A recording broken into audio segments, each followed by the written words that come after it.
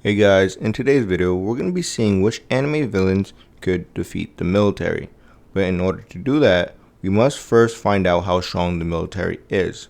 For this battle, I am going to, for the most part, just going to focus on the US Army since they have basically the strongest military in the world. But just keep in mind that militaries around the world are also involved in this fight. So the US military is broken up into 4 different sections, which are the Army, Air Force, Marines, and the Navy. They all work together to create a unified force of nature. The Army has an active battle-ready personnel count of 461,000 troops. Not all of the personnel are soldiers, some are engineers, some are medics, and some are mechanics, but we'll use all of them in combat if needed. For their equipment, they all have bulletproof vests, helmets, and are equipped with high-powered rifles and pistols, but they also have access to rocket launchers, machine guns, flamethrowers, and grenades. And since they are ground troops, they will also have 4,650 tanks and roughly 3,000 artillery guns and over 360,000 armored vehicles with machine guns on them. Next up is the Navy. The Navy has a battle-ready personnel count of 343,000 troops. If I include the Marines, that would add another 177,000 troops. The Navy also has high-powered guns, but more importantly, they have ships, battleships to be more specific. The Navy currently has 232 ships ready for battle. 76 of them are destroyers, 68 of them are underwater submarines, 34 of them are amphibious assault ships, 26 of them are corvettes, 11 of them are aircraft carriers, 9 of them are cruisers, and 8 of them are mine ships. Some of these ships have large cannons mounted on them and can shoot missiles. They also have cruise missiles with ranges over 240,000 kilometers or 1,500 miles, and these missiles range in speed from subsonic to Mach 2 to 3. And for the submarines, they could also shoot missiles deep underwater. They have all types of missiles. They have tactical warheads, they have cluster bombs, they have vacuum bombs which suck up the oxygen in the surrounding area. The submarines can also launch nuclear missiles, and aircraft carriers can carry a fleet of jets with them and attack helicopters on board. Now for the Air Force. There are 321,000 battle-ready personnel in the U.S. Air Force.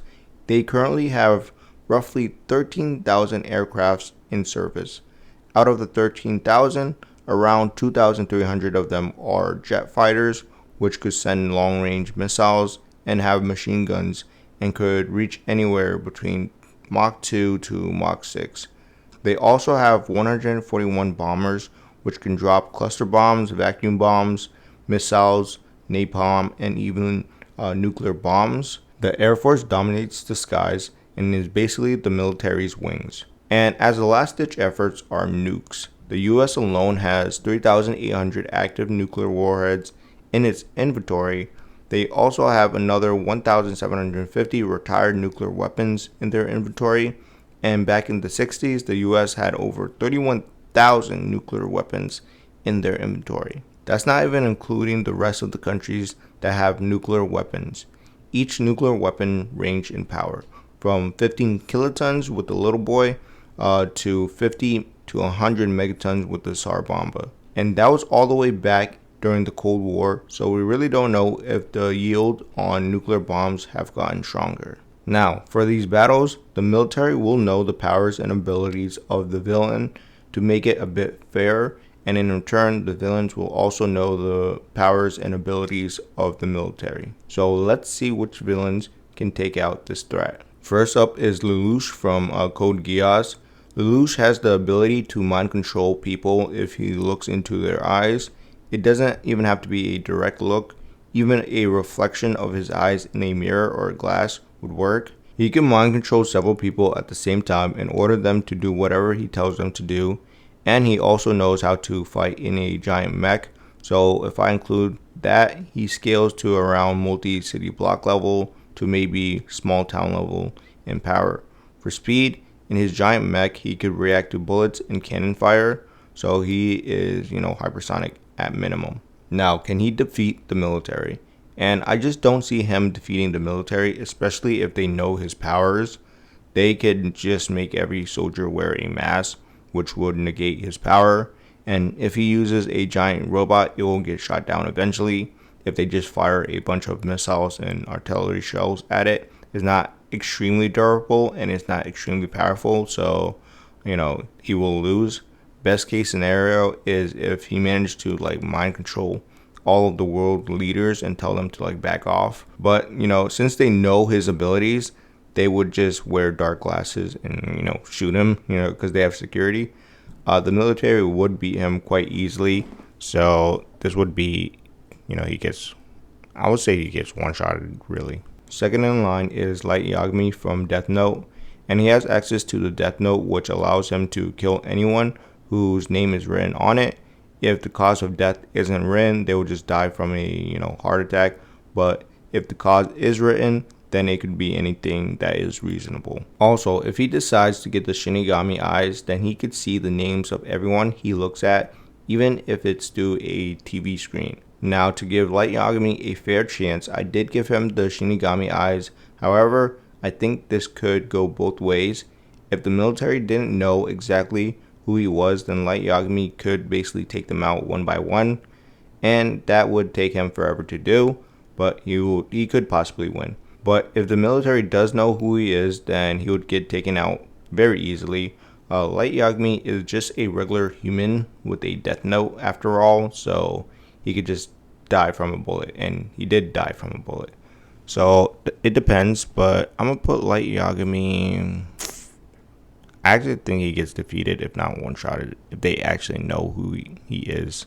Up next is Muzan from Demon Slayer. He is the leader of the upper rank and the king of the demons. He has incredibly fast regen. He has these whips made out of flesh. And he also has blood demon art abilities such as manipulating his blood and body however he wants. He also has a lot of blood manipulation powers that control demons, but that requires the person to have his blood.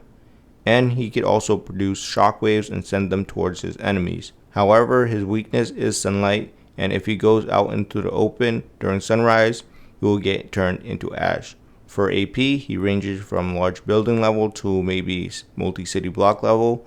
For speed, he should be massively hypersonic, if Mystery, for my Japanese, who is a Hashira in Demon Slayer, can react to and cut lightning, then Muzan should also scale above her. Now, can Muzan take on the military? And I do have to say, with Muzan's fast regen, he definitely could take some hits and even, take out a platoon or two. But if the military decides to drop chemical weapons or vacuum bombs around him, he would most definitely lose. Muzan and all demons can be killed by poison and most likely need, oxygen to breathe. So there are ways around his regen and immortality. So he does lose, and I would say, does he get one-shotted? Probably not, right? But he'll get defeated. After Muzan comes Jogo from JJK, and Jogo is a special grade curse who has a deep-rooted hatred for humans. Since he is a cursed spirit, he is basically invisible to normal humans, and he has fire-based abilities and can set regular humans in his vicinity on fire. He could also shoot out fire blasts and can summon small insects that can explode. And with his maximum technique, he could create a large flaming meteor that could, cause a lot of damage and a massive explosion that destroyed a large portion of a city. And with his domain expansion, he could create a volcano which would burn anyone in his domain, and his attacks won't miss his target. For AP, he should be large town level plus to small city level. And for speed, he should be hypersonic plus to massively hypersonic due to characters being shown to dodge lightning in JJK. Now, can Jogo defeat the military? And I have to say, I definitely do think Jogo could defeat the military over time just because he's a curse. So that means they really can't see him or hear him until it's too late. Plus, with him being able to, light everyone around him on fire, he would essentially one-hit KO any ground troops. Also, with them creating a meteor that could destroy a large portion of a city and shoot out powerful blasts of fire everywhere, I just don't see how the military could actually stop him. So forget, him defeating the military. The military can't defeat him. So it's going to be either a stalemate or he just defeats him over time. So I'd say he wins. After Jogo comes the Deep Sea King, and he's a demon level threat in the One Punch Man verse. He was easily defeating A-class heroes like Lightning Max and Stinger, and he was even beating up S-class heroes like Purpurk Prisoner and Genos. The Deep Sea King should be around city level in AP, and at least Massively Hypersonic Plus in terms of speed. With that being said, the military would definitely be able to stop or defeat the Deep Sea King, especially if they were to use some of their most powerful weapons. If they used a bunch of vacuum bombs, napalm bombs, or any chemical weapons, the Deep Sea King would be finished. Even if he could outspeed the individual missiles, the area of effect they have will still be enough to hit him and stop him. So he does get defeated, but I wouldn't call it a one-shot. I think he has a better chance than Muzan against the military, but he does lose. Up next is Meruem, and he's the strongest ant in Hunter x Hunter. That kind of sounds lame when I put it like that, but he's actually pretty strong. He has a strong, durable body that is capable of handling the Rose Bomb explosion. He could also morph his body and, give himself wings, extra eyes, and limbs after absorbing other Nen users. And he could send out photon-like particles that spread to the surrounding areas, which collect data and information on anything they had contact with and send it back to Meruem. These photons can tell him the shape, quantity, and emotions of whatever they interact with, so it's basically extra senses. And Meruem can also send out a concentrated blast of aura from his hand and can fire it at his enemies. These blasts could vaporize entire hills, which puts his AP anywhere from mountain level to mountain level plus. And for speed, Meruem ranges from high hypersonic to massively hypersonic or lightning timer. There are other characters in Hunter x Hunter who could catch bullets and even speed blitz point blank bullets while calling them too slow. Meruem should scale to them at minimum, if not higher. Now, is he strong enough to take on the entire military? And I just have to say, I don't think Meruem is strong enough to take out the entire military. He at most could take out a large portion of the army, but if the military decides to use nukes, then it is over for him. Meruem did manage to survive the Rose Bomb, which was calculated at 49.7 megatons, but he was eventually taken out by the amount of damage he sustained and the poison produced by the bomb. So if the military sends out one or more nukes that hit Meruem, he would be cooked, and the radiation would take care of him in due time anyways. So I say he gets defeated.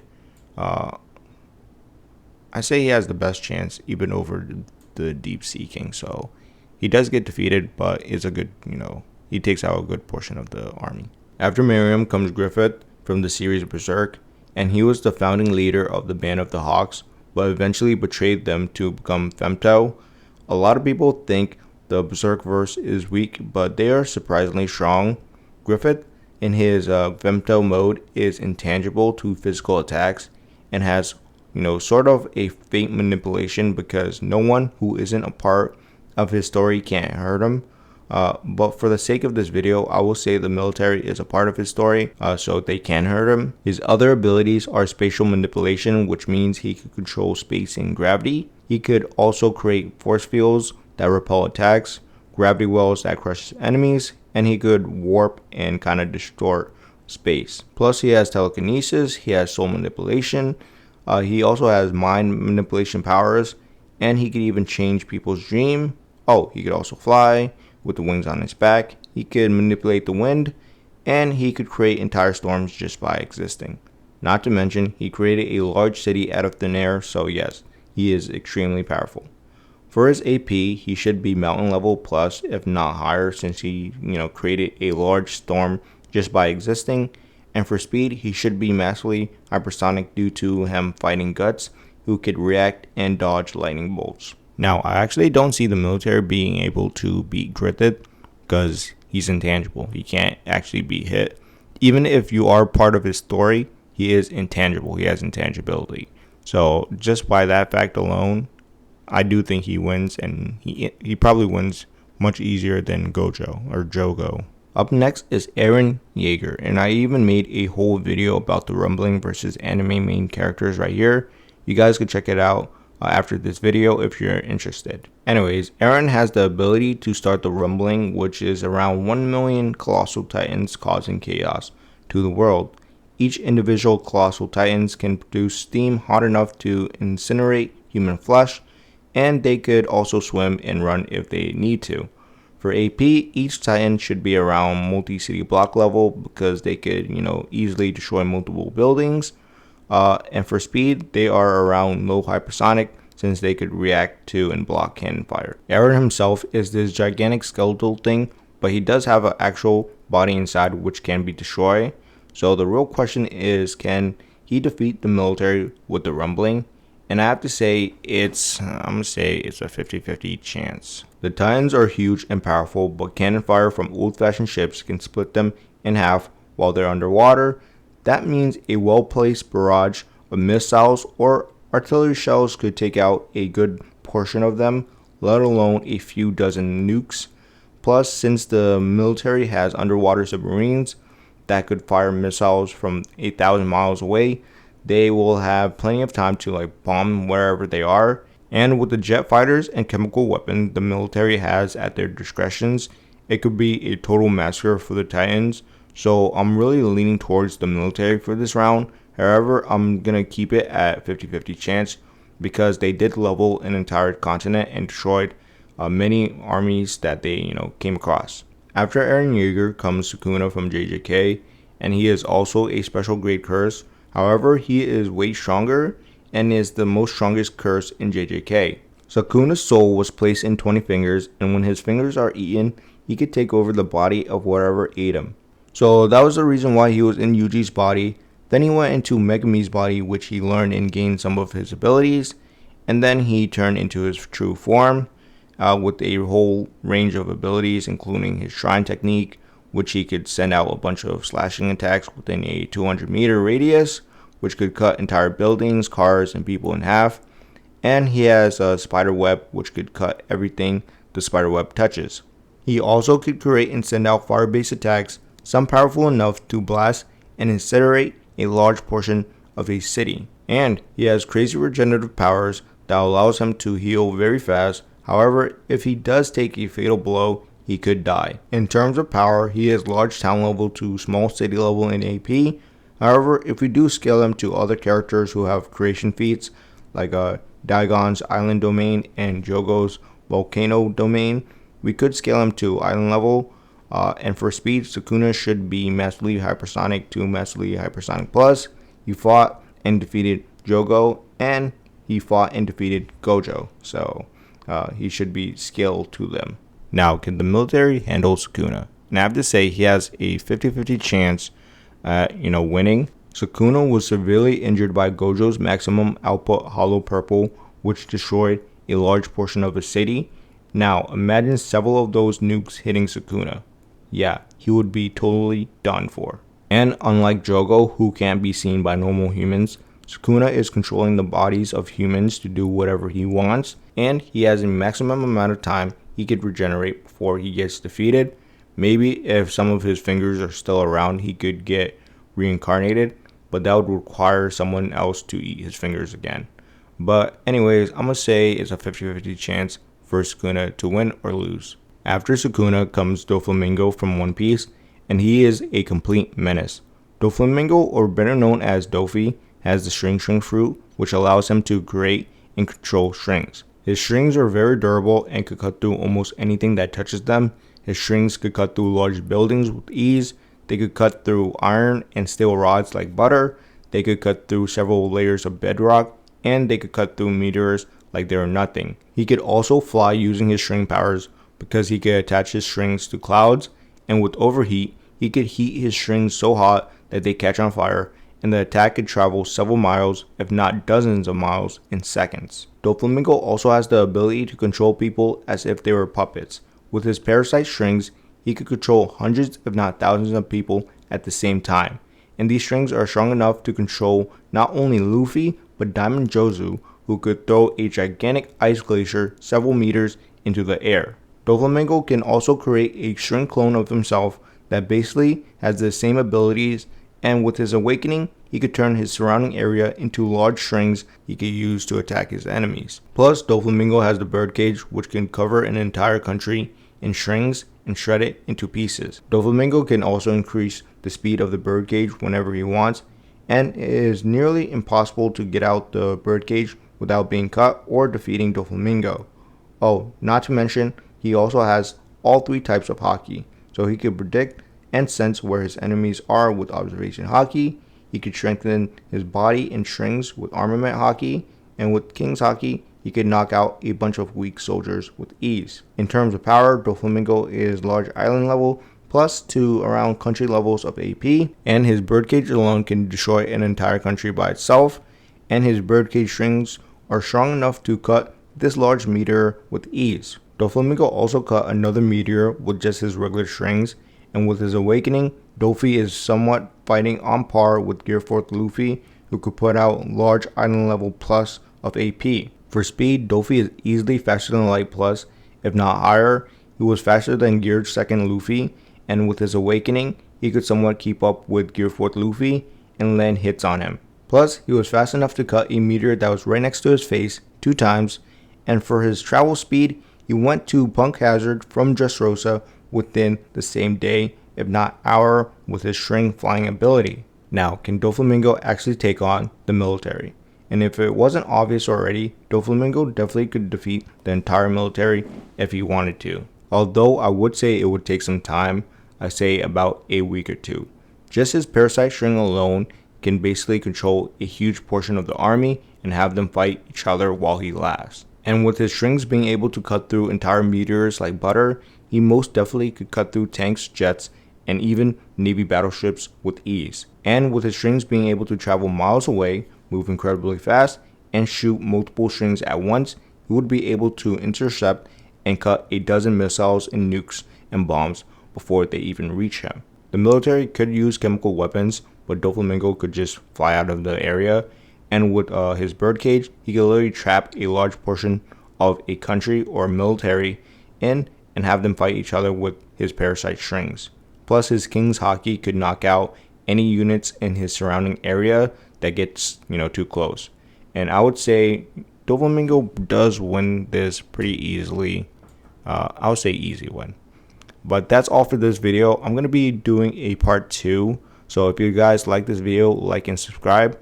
And let me know if you wanted to part 2 in the comment section below.